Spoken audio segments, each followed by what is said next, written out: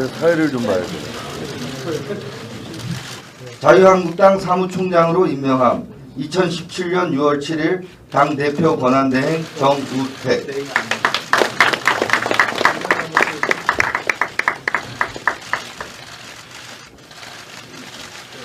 네, 이상 임명자.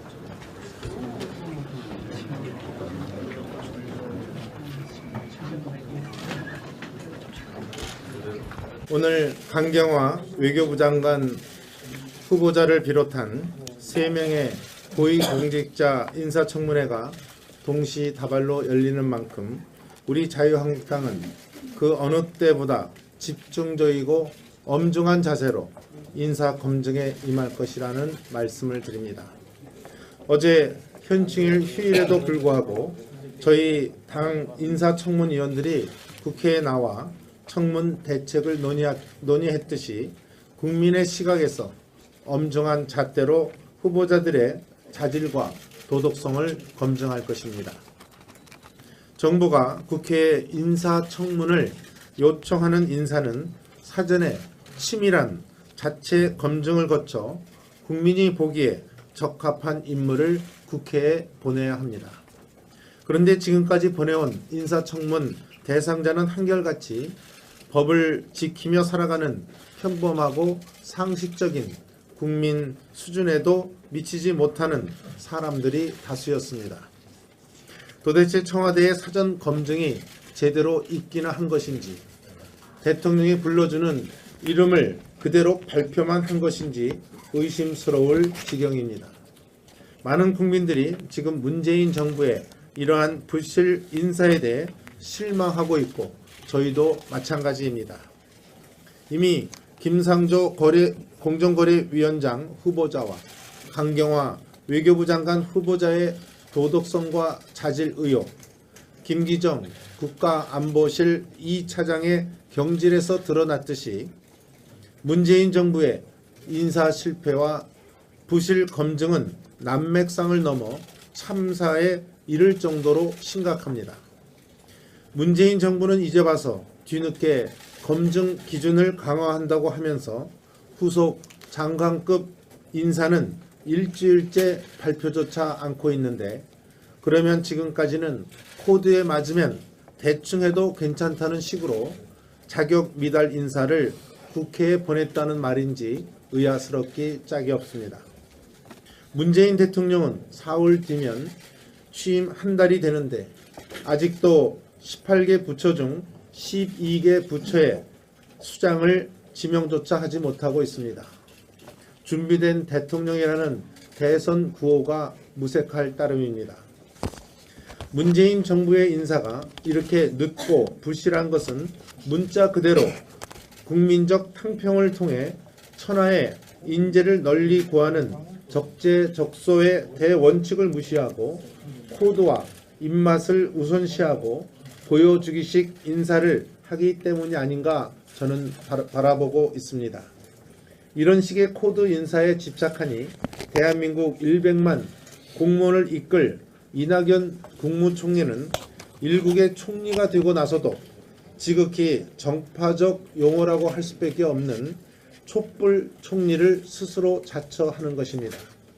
이낙연 총리는 심지어 공직자는 촛불 혁명의 명령을 받드는 국정 도구들이라고 부적절한 말까지 공공연하게 반복하고 있습니다. 정치적 중립성과 공정성이 생명인 공직사회마저도 특정 세력과 정파의 도구 정도로 인식하는 위험하고도 정파적 인식을 노골적으로 드러낸 것입니다. 참으로 듣기에도 불편하고 개탄스러운 언사입니다. 국무총리가 이런 식의 국정운영 철학을 갖고 있는 한 결코 공무원 조직을 이끌지 못할 뿐만 아니라 결국엔 국민의 지탄을 면치 못할 것입니다. 거듭 강조하지만 대통령은 평범하고 상식적 국민 수준에도 미치지 못하는 인물을 고위 공직자 후보라고 국회에 보내놓고선 시간이 없다느니 핑계를 대면서 무조건 인준해달라고 해서는 안 됩니다.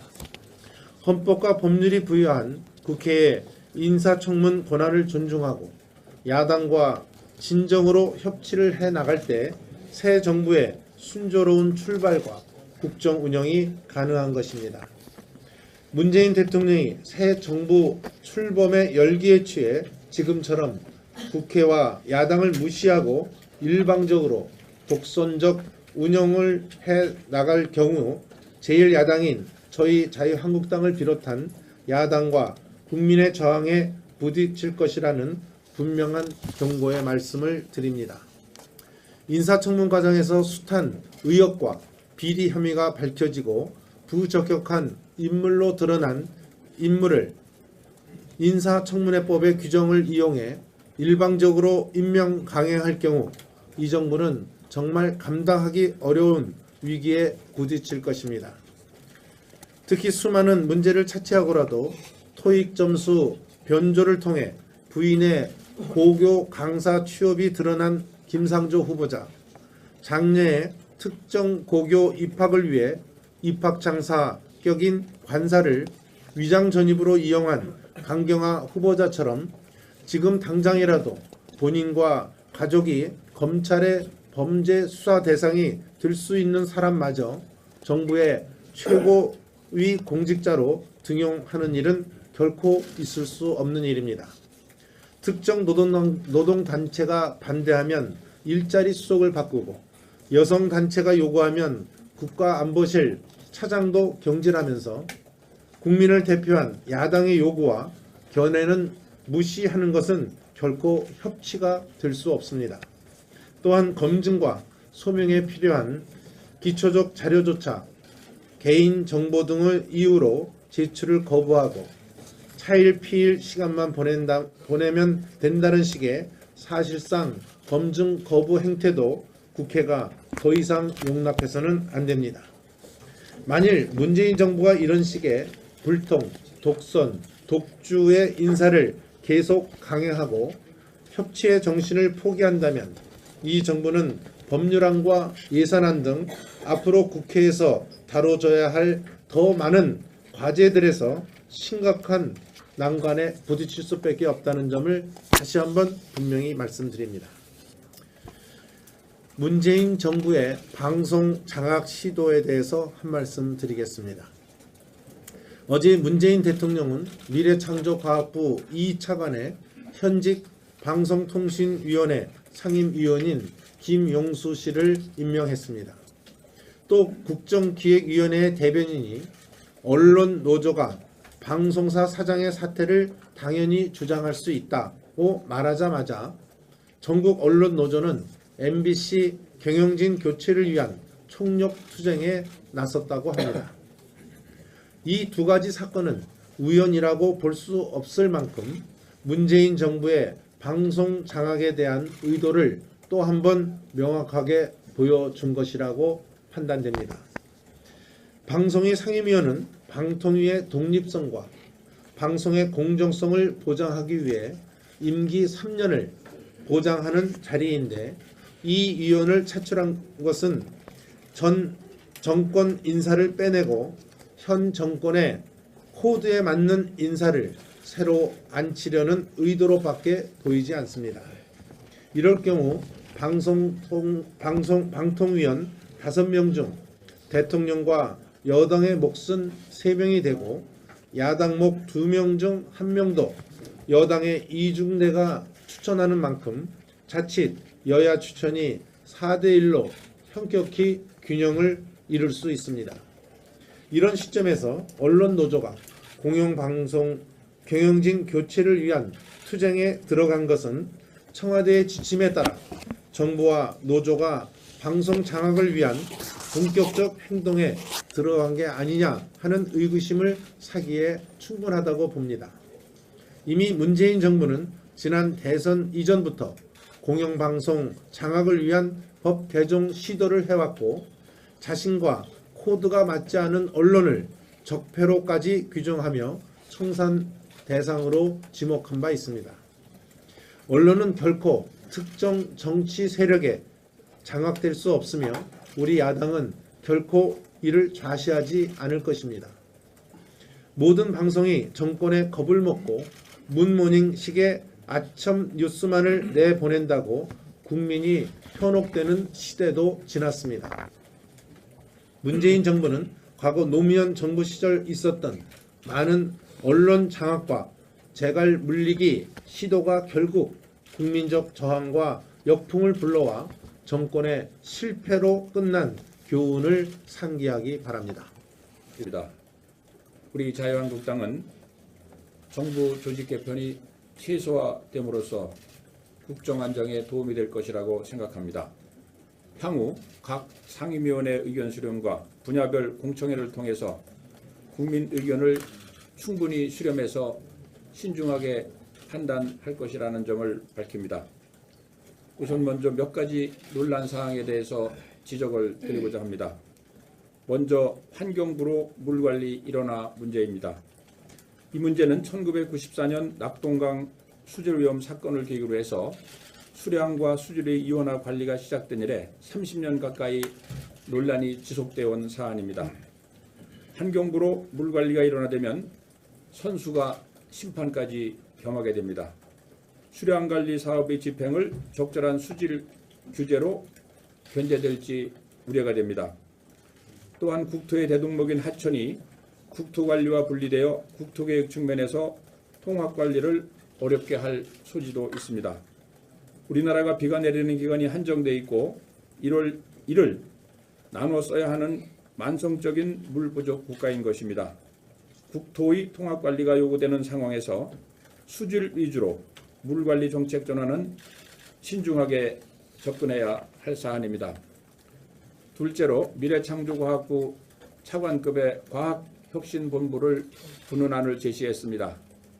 이는 1차관, 2차관과 별도로 과학기술정책 총괄하고 R&D 사업 예산을 심의조정 평가하는 과학기술혁신본부를 두는 것입니다.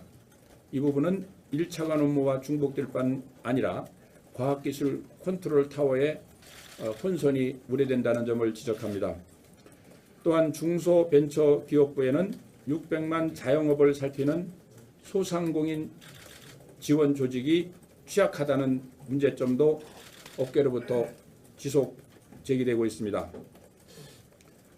또한 문재인 대통령 공약과 내용이 달라진 부분에 대해서는 한마디 설명이 없는 점에 대해서는 유감스럽게 생각합니다. 예를 들자면 대선 당시 대통령 경호 업무를 경찰청 경호국으로 이관하겠다고 발표를 했었습니다.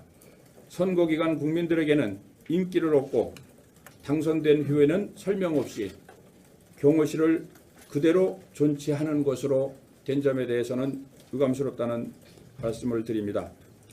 또한 세부 개편이 나오지 않았습니다마는 이번 조직 개편이 공무원 승진잔치를 위한 조직 확대로 이어져서는 안 된다는 점을 지적합니다.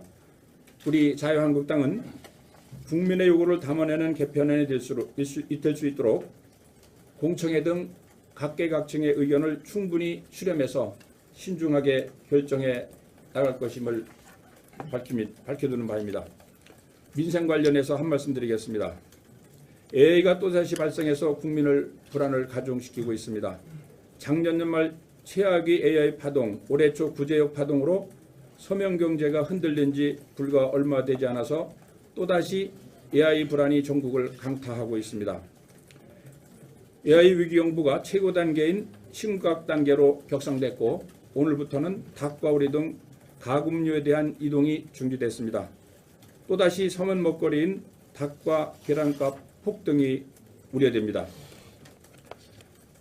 엎친 데 덮친 격으로 부동산 시장마저 과열되고 있다고 합니다.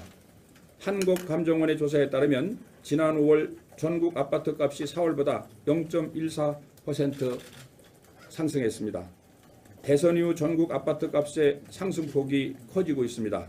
서민들의 주택난이 더욱 심각해질 우려가 있습니다. 민생과 직결되는 전기료 인상이 명확함에도 아무런 구체적인 대안 없이 화력발전소 가동 중단, 탈원전 같은 설익은 정책도 발표된 바 있습니다.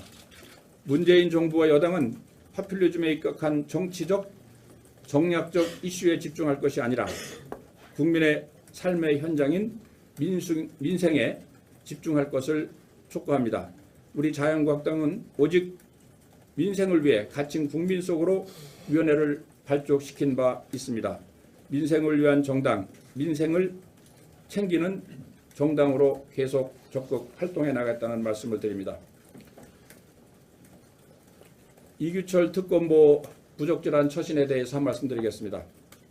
최순실 국정농단 비리특검 시 대변인을 담당했던 이규철 특검보가 특검조사 대상이었던 롯데 일가의 변호를 맡았다는 언론 보도를 보고 깜짝 놀랐습니다. 특검 수사 당시 국민 대변인을 자처하며 가장 정의로운 척하던 인물이 돈 대변인으로 전락한 사실에 씁쓸함을 지울 수 없습니다. 물론 본인은 특검의 업무와 관련이 없는 신동주 회장과 관련된 변론만 맡았다고 변명하고 있습니다. 하지만 특검 수사 당시 대변으로 활동해서 모든 정보를 알고 있기 때문에 취득한 자료와 정보를 활용할 가능성이 있다는 점에서 매우 부적절한 처사라고 생각합니다. 특별검사의 임명에 관한 법률 제9조 1항에는 특별검사는 직무상 알게 된 비밀을 재직 중과 퇴직 후에 누설하여서는 아니 된다고 규정하고 있습니다. 한마디로 정의 코스프레가 돈 코스프레로 탈바꿈한 것입니다. 업무상 모든 자료와 정보를 가졌을 것으로 생각되는 특검 대변인을 변호인으로 선임한 신동주 회장이나 이를 넙죽 받아들인 이철규 특검보가 매 한 가지라고 생각합니다. 더구나 이규철 특검보와 같은 법무부인 아주 대륙 소속이며 특검에서 부대변인을 지낸 홍정석 변호사도 변호인단에 합류했다는 언론 보도를 보니 최순실 특검의 신뢰가 땅에 떨어졌다는 느낌을 지울 수 없습니다.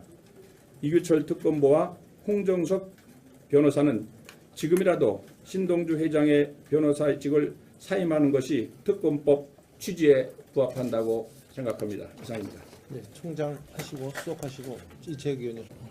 당대표, 최고위원, 청년 최고위원을 뽑을 청년 선거인단을 모집하고 있습니다. 이 청년 선거인단은 6월 10일까지 저희들이 마감을 해서 홈페이지에서 저희 게시하고 있습니다. 아마 이 선거인단은 저희들이 전당대회 투표일을 지정하는 날에 모바일 투표로 참여하게 될 것이고요. 우리 청년들이 꿈꾸는 세상을 직접 디자인하고 정책에 참여할 수 있는 소중한 기회가 된다고 생각을 합니다. 많은 청년들이 함께 할 수 있는 이번 전당대회가 되기를 진심으로 바라고 또 부탁의 말씀을 드리겠습니다. 청년 여러분들의 많은 참여를 기대합니다. 자체 검증을 거쳐 국민이 보기에 적합한 인물을 국회에 보내야 합니다. 그런데 지금까지 보내온 인사청문 대상자는 한결같이 법을 지키며 살아가는 평범하고 상식적인 국민 수준에도 미치지 못하는 사람들이 다수였습니다.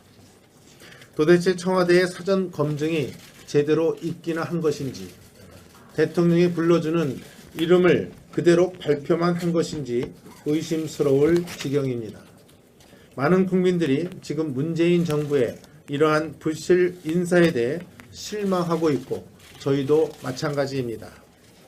이미 김상조 공정거래위원장 후보자와 강경화 외교부 장관 후보자의 도덕성과 자질 의혹, 김기정 국가안보실 2차장의 경질에서 드러났듯이 문재인 정부의 인사 실패와 부실 검증은 난맥상을 넘어 참사에 이를 정도로 심각합니다. 문재인 정부는 이제 와서 뒤늦게 검증 기준을 강화한다고 하면서 후속 장관급 인사는 일주일째 발표조차 않고 있는데, 그러면 지금까지는 코드에 맞으면 대충 해도 괜찮다는 식으로 자격 미달 인사를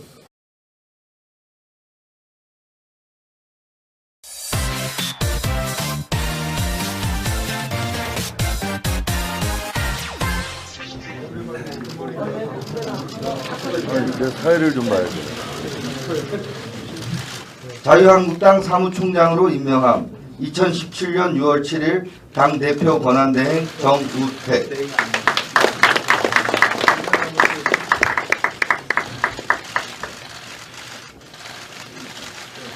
네, 이상 임명자.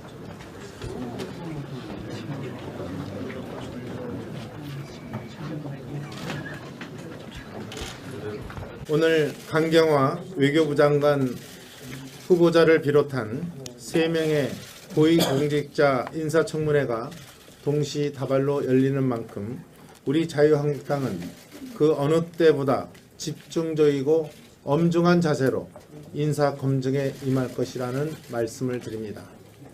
어제 현충일 휴일에도 불구하고 저희 당 인사청문위원들이 국회에 나와 청문 대책을 논의했듯이 국민의 시각에서 엄중한 잣대로 후보자들의 자질과 도덕성을 검증할 것입니다.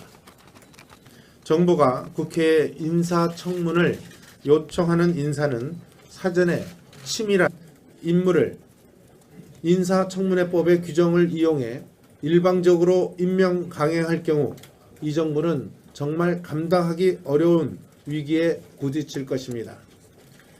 특히 수많은 문제를 차치하고라도 토익 점수 변조를 통해 부인의 고교 강사 취업이 드러난 김상조 후보자, 장래의 특정 고교 입학을 위해 입학장사격인 관사를 위장 전입으로 이용한 강경화 후보자처럼 지금 당장이라도 본인과 가족이 검찰의 범죄 수사 대상이 될 수 있는 사람마저 정부의 최고위 공직자로 등용하는 일은 결코 있을 수 없는 일입니다. 특정 노동단체가 반대하면 일자리 수속을 바꾸고 여성단체가 요구하면 국가안보실 차장도 경질하면서 국민을 대표한 야당의 요구와 견해는 무시하는 것은 결코 협치가 될 수 없습니다. 또한 검증과 소명에 필요한 기초적 자료조차 개인 정보 등을 이유로 제출을 거부하고 차일 피일 시간만 보내면 된다는 식의 사실상 검증 거부 행태도 국회가 더 이상 용납해서는 안 됩니다. 위험하고도 정파적 인식을 노골적으로 드러낸 것입니다. 참으로 듣기에도 불편하고 개탄스러운 언사입니다. 국무총리가 이런 식의 국정운영 철학을 갖고 있는 한 결코 공무원 조직을 이끌지 못할 뿐만 아니라 결국엔 국민의 지탄을 면치 못할 것입니다. 거듭 강조하지만 대통령은 평범하고 상식적 국민 수준에도 미치지 못하는 인물을 고위 공직자 후보라고 국회에 보내놓고선 시간이 없다느니 핑계를 대면서 무조건 인준해달라고 해서는 안 됩니다. 헌법과 법률이 부여한 국회의 인사청문 권한을 존중하고 야당과 진정으로 협치를 해나갈 때 새 정부의 순조로운 출발과 국정 운영이 가능한 것입니다. 문재인 대통령이 새 정부 출범의 열기에 취해 지금처럼 국회와 야당을 무시하고 일방적으로 독선적 운영을 해 나갈 경우 제1야당인 저희 자유한국당을 비롯한 야당과 국민의 저항에 부딪힐 것이라는 분명한 경고의 말씀을 드립니다. 인사청문 과정에서 숱한 의혹과 비리 혐의가 밝혀지고 부적격한 인물로 드러난 국회에 보냈다는 말인지 의아스럽기 짝이 없습니다. 문재인 대통령은 4월 뒤면 취임 한 달이 되는데 아직도 18개 부처 중 12개 부처의 수장을 지명조차 하지 못하고 있습니다. 준비된 대통령이라는 대선 구호가 무색할 따름입니다. 문재인 정부의 인사가 이렇게 늦고 부실한 것은 문자 그대로 국민적 탕평을 통해 천하의 인재를 널리 구하는 적재적소의 대원칙을 무시하고 코드와 입맛을 우선시하고 보여주기식 인사를 하기 때문이 아닌가 저는 바라보고 있습니다. 이런 식의 코드 인사에 집착하니 대한민국 100만 공무원을 이끌 이낙연 국무총리는 일국의 총리가 되고 나서도 지극히 정파적 용어라고 할 수밖에 없는 촛불 총리를 스스로 자처하는 것입니다. 이낙연 총리는 심지어 공직자는 촛불 혁명의 명령을 받드는 국정 도구들이라고 부적절한 말까지 공공연하게 반복하고 있습니다. 정치적 중립성과 공정성이 생명인 공직사회마저도 특정 세력과 정파의 도구 정도로 인식하는